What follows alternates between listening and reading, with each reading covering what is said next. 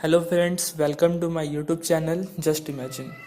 आज मैं refraction of light के बारे में बताने वाला हूँ, यानी प्रकाश का अपवर्तन।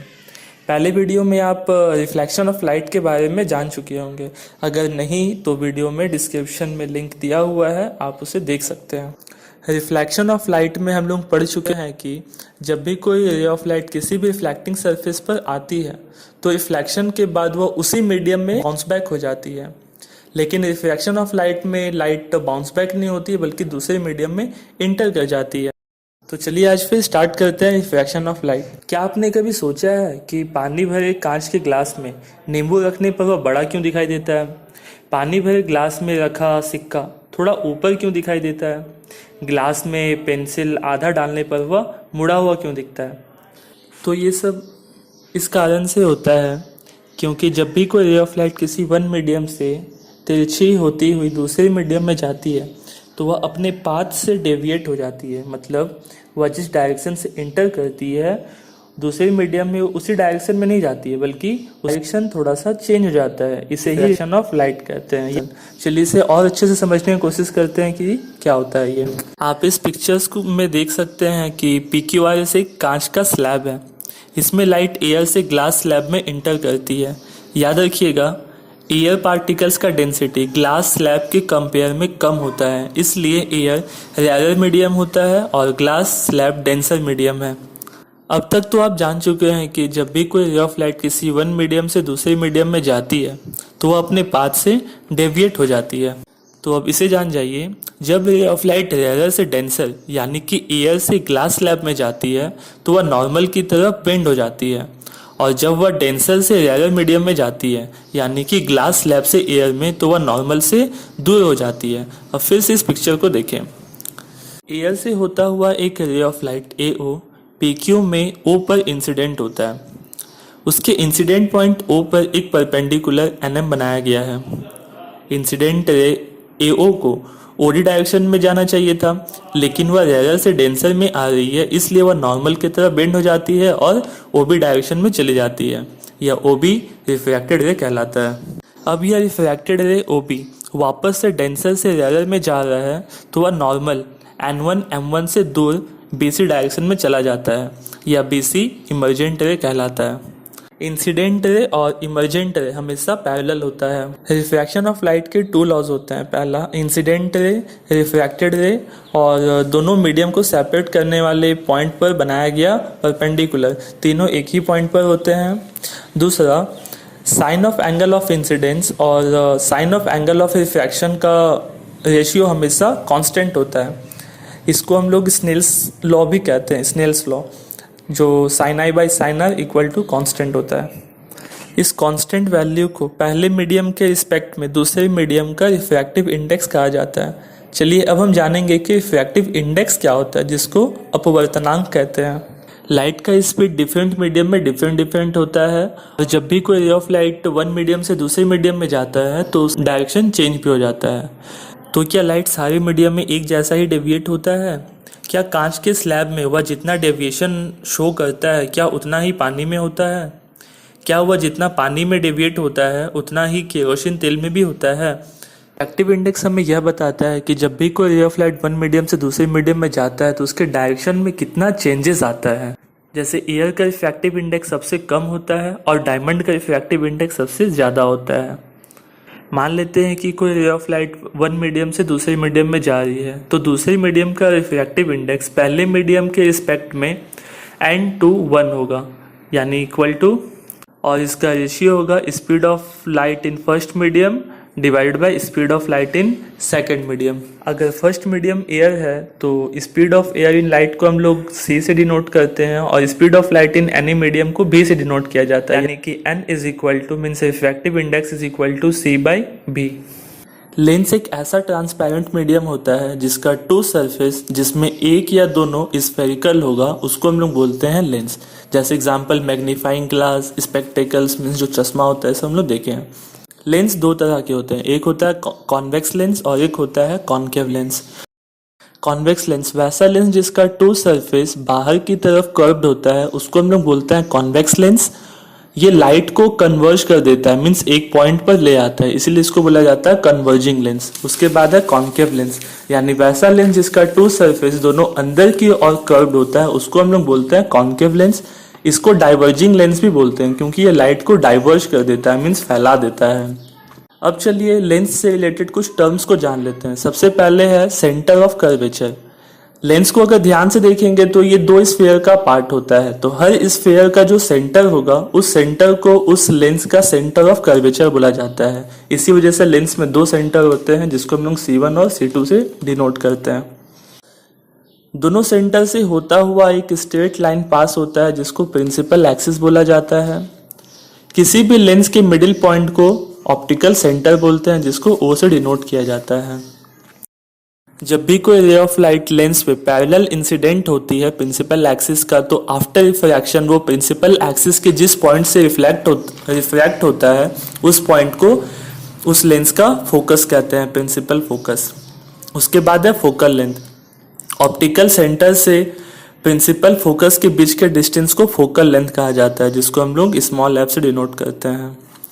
अब हम लोग देखेंगे इमेज कैसे कैसे बनता है कॉन्केव लेंस और कॉन्वेक्स लेंस में। याद रखिएगा दोस्तों, कॉन्वेक्स लेंस में इमेज वर्चुअल एंड इरेक्ट और रियल एंड इन्वर्टेड दोनों तरह का इमेजेस बनता है, जबकि कॉन्केव लेंस में इमेज सिर्फ और सिर्फ वर्चुअल एंड इरेक्ट ही होता है और उसका साइज इमेज का हमेशा ऑब्जेक्ट से छोटा बनता है। आप पिक्चर्स में देख करके लेंस में बने इमेजेस को प्रैक्टिस कर सकते हैं।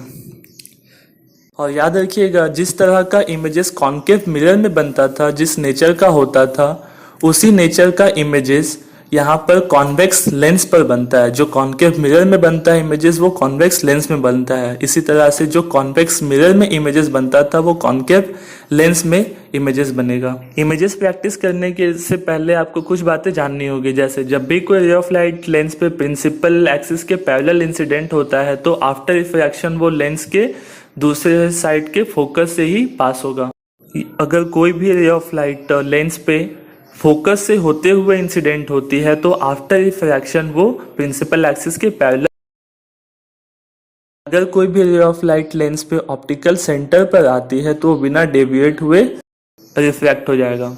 और अब हम लोग बात करते हैं साइन कन्वेंशन की। मिरर में जिस तरह का साइन कन्वेंशन होता है, लेंस में भी साइन कन्वेंशन उसी तरह का होता है।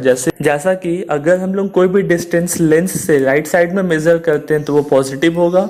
अगर किसी भी डिस्टेंस को हम लोग लेंस से लेफ्ट साइड मेजर करते हैं तो वो नेगेटिव होगा। अगर कोई भी डिस्टेंस अपवर्ड होता है तो उसको हम लोग पॉजिटिव लेते हैं, और कोई भी डिस्टेंस अगर डाउनवर्ड होगा तो उसको हम लोग नेगेटिव में लेते हैं। सेम ऐसा लेंस में भी होता है।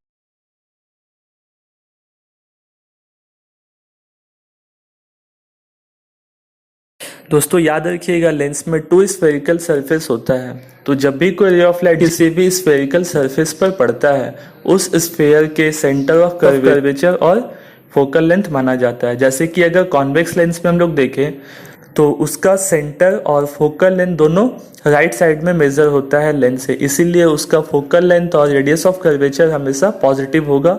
और कॉन्केव लेंस में वो अपोजिट मीन्स नेगेटिव हो जाएगा, क्योंकि उसका फोकल लेंथ और radius of curvature left side में मेजर होगा। एक लेंस फॉर्मूला भी होता है जो है 1/v minus 1/u equal to 1/f। v means होता है इमेज डिस्टेंस, u मीन्स होता है object distance and f means है फोकल लेंथ। चलिए इसके बाद हम लोग डिस्कस करते हैं मैग्निफिकेशन के बारे में। कोई भी इमेज ऑब्जेक्ट के कंपेयर में कितना बड़ा या कितना छोटा बनता है, इसी को हम लोग मैग्निफिकेशन बोलते हैं। और ये हाइट ऑफ द इमेज और हाइट ऑफ द ऑब्जेक्ट का एक रेशियो होता है। इसी वजह से इसका एक फॉर्मूला होता है m is equal to h'/h and h'/h is equal to v/u। h' means होता है height of image and h means होता है हाइट ऑफ ऑब्जेक्ट। तो चलिए हम लोग स्टार्ट करते हैं पावर ऑफ लेंस क्या होता है। कोई भी लेंस किसी भी लाइट को कितना कन्वर्ज कर सकता है, कितना डाइवर्ज कर सकता है, उसके इस एबिलिटी को ही हम लोग पावर ऑफ द लेंस कहते हैं। और power of lens focal length का रेसिप्रोकल होता है, इसको हम लोग P से डिनोट करते हैं। और पावर ऑफ लेंस का ऐसा यूनिट डायोप्टर होता है जिसको कैपिटल D से डिनोट किया जाता है। इसका फॉर्मूला होता है P is equal to 1/f। दोस्तों हमेशा याद रखिएगा, कॉन्वेक्स लेंस का फोकल लेंथ पॉजिटिव होता है, यानी कि उसका पावर भी पॉजिटिव होगा। और कॉन्केव लेंस का फोकल लेंथ नेगेटिव होता है, यानी कि उसका पावर भी नेगेटिव होगा। यानी कि अगर कोई भी डॉक्टर हम लोग को +2.5 डायोप्टर का लेंस रेफर करता है तो इसका मतलब है कि वो लेंस कॉन्वेक्स लेंस होगा, और अगर किसी भी लेंस का पावर माइनस में है तो वो लेंस कॉन्केव होगा। अगर कोई भी लेंस का पावर पॉजिटिव में है तो वो कॉन्वेक्स होगा, अगर किसी भी लेंस का पावर नेगेटिव में है तो वो कॉन्केव लेंस होगा। यहाँ पर एक क्वेश्चन है कि अगर किसी भी ऑब्जेक्ट को हम लोग कॉन्वेक्स मिरर से 10 सेंटीमीटर के डिस्टेंस पर रखते हैं और उस मिरर का फोकल लेंथ 15 सेंटीमीटर है तो इमेज का पोजीशन और नेचर हम लोग को फाइंड करना। चलिए स्टार्ट करते हैं। ऑब्जेक्ट डिस्टेंस हमेशा नेगेटिव में लिया जाता है, यानी u is equal to -10 centimetre होगा। मिरर कॉन्वेक्स मिरर है, कॉन्वेक्स मिरर का फोकल लेंथ हमेशा पॉजिटिव होता है क्योंकि उसका फोकल लेंथ राइट साइड में है। तो राइट साइड में जब भी वो मेजर होगा तो उसका डिस्टेंस को हम लोग पॉजिटिव लेंगे, इसलिए f is equal to 15 centimetre. Mirror formula होता है 1/v + 1/u equal to 1/f। अगर हम लोग 1/v निकालेंगे तो सारा सॉल्व करने के बाद हमारा v आता है 6 सेंटीमीटर और ये प्लस में है। इसका मतलब है कि इमेज का जो पोजीशन होगा वो right side of the mirror होगा।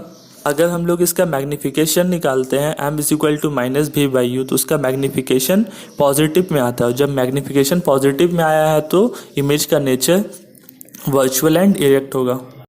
नेक्स्ट क्वेश्चन है कि अगर किसी भी ऑब्जेक्ट का लेंथ 5 सेंटीमीटर है, वो कॉन्वेक्स लेंस से 25 सेंटीमीटर के डिस्टेंस पर रखा जाता है जिसका फोकल लेंथ 10 सेंटीमीटर है, तो हम लोग को इमेज का पोजीशन, साइज और नेचर बताना है। तो चलिए स्टार्ट करते हैं। ऑब्जेक्ट डिस्टेंस हमेशा हम लोग नेगेटिव में लेते हैं, यानी u is equal to -25 centimetre होगा। हाइट ऑफ द ऑब्जेक्ट दिया हुआ है 5 centimetre, means h is equal to 5 centimetre. यहाँ पर कॉन्वेक्स लेंस दिया हुआ है, कन्वर्जिंग लेंस। ध्यान से देखिएगा कि इसका जो फोकल लेंथ होगा वो राइट साइड में मेजर होगा, राइट साइड मेजर होगा यानी कि उसको हम लोग पॉजिटिव में लेंगे, इसीलिए f is equal to +10 centimetre. फिर हम लोग यहाँ पर लेंस फॉर्मूला अप्लाई कर देंगे। उसके बाद जब हम लोग इसको सॉल्व करेंगे तो b इज इक्वल टू 16.67 आता है और ये प्लस में है। b is equal two plus में आया है, इसका मतलब है कि इसका पोजीशन जो होगा right side of the lens होगा। इसका हम लोग मैग्नीफिकेशन निकालते हैं, h'/h is equal to v/u। अगर इसको हम लोग पूरा सॉल्व करते हैं तो इसका हाइट ऑफ द इमेज जो है वो नेगेटिव में आता है। इमेज नेगेटिव आया यानी कि इसका मैग्नीफिकेशन नेगेटिव है, और जब भी मैग्नीफिकेशन नेगेटिव आता है तो उसका नेचर होगा रियल एंड इन्वर्टेड। अगर आपको मेरा ये वीडियो पसंद आया तो प्लीज़ मेरे चैनल को लाइक एंड सब्सक्राइब कीजिए ताकि मेरे वीडियो का नोटिफिकेशन सबसे पहले आपको मिल सके। Thank you.